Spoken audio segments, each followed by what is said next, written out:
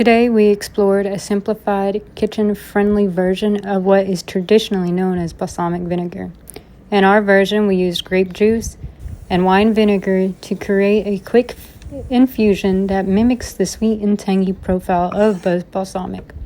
This method is great for education and experimentation because it shows how acidity and natural sugars can balance and transform flavor.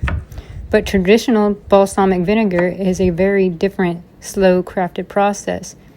Authentic balsamic begins with freshly harvested grapes, usually Terrabino or Lambrusco. These grapes are pressed into what's called grape must, which is simply the juice, skin, seeds, and all. That must is slowly cooked down over an open flame until it thickens and naturally caramelizes, concentrating the sugars and deepening the flavor. From there, instead of adding vinegar, it is aged sometimes for 12, 18, or even 25 years or more in a series of wooden barrels.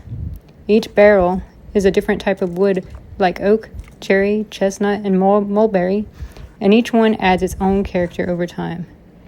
The vinegar is slowly moved from one barrel to another, concentrating, fermenting, and developing its signature rich syrup-like texture and complex sweetness. So what we made today is a fast, accessible version that helps us understand the flavor profile of balsamic, but traditional balsamic vinegar is truly a long-term fermentation and aging art form.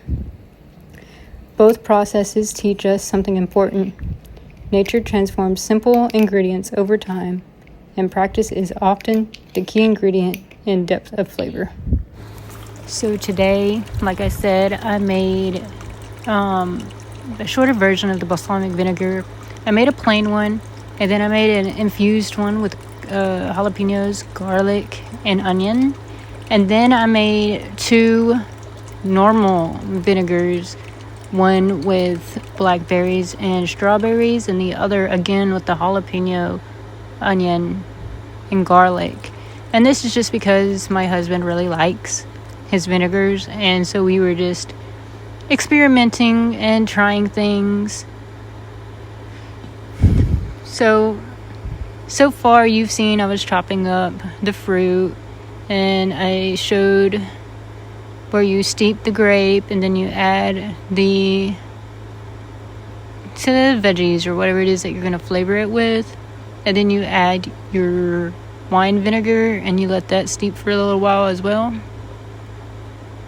The longer you let it steep, the thicker it's supposed to get.